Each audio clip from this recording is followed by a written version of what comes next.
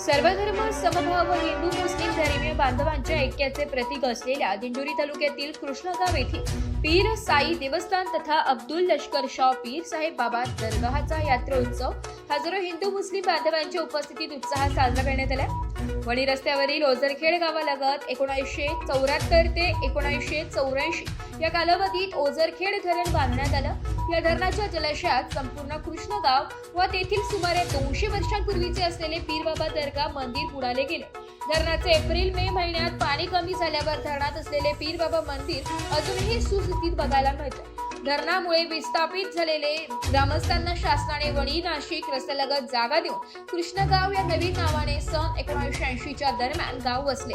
याच वेळी ओझरखेड धरणाच्या पाण्यात गेलेल्या पीर बाबाच्या दर्ग्याचा चिरा ग्रामस्थांनी स्थलांतरित कृष्णगावी आणून पीर साहेब बाबांच्या दर्ग्याची प्रतिष्ठापना केली होती। दरम्यान शेकडो वर्षांपूर्वी पासूनची मार्गशीर्ष कृष्ण 4 पासून 2 दिवसीय कष्टनगाव पीरसाई यात्रा उत्सव विस्थापित असलेले कृष्णगाव येथे ग्रामस्थांनी सुरू ठेवली आहे। 7 डिसेंबर व 8 डिसेंबर रोजी संपन्न झालेल्या यात्रा उत्सवादरम्यान पहिल्या दिवशी वणी गावातील जामा मस्जिद पासून मुस्लिम बांधवांनी ढोल ताशांच्या वाद्यात ताबूत संतन मिरवणूक काढण्यात आली होती।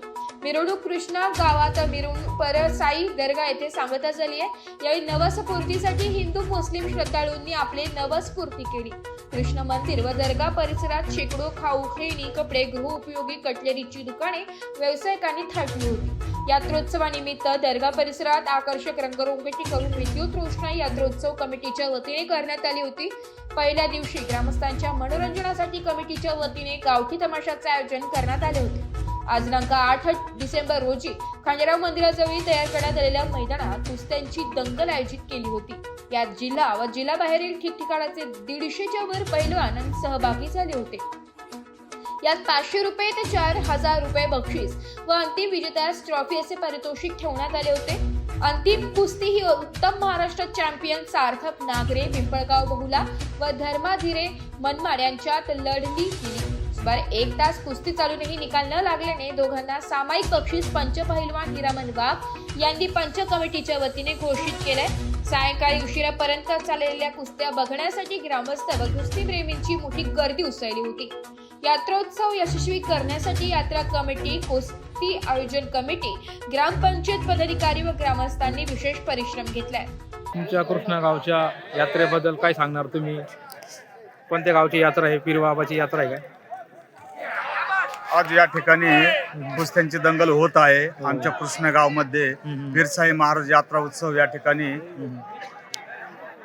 रात्री संदनाचा कार्यक्रम या ठिकाणी झाला। हिंदू मुस्लिम ऐक्याचे प्रतीक म्हणून या ठिकाणी यात्रा भरते। त्याचप्रमाणे आम्ही दुसऱ्या दिवशी कुस्त्यांची दंगल या ठिकाणी भरवतो। तसंच या ठिकाणी असंख्य जिल्हाभरातून पैलवान या ठिकाणी येतात।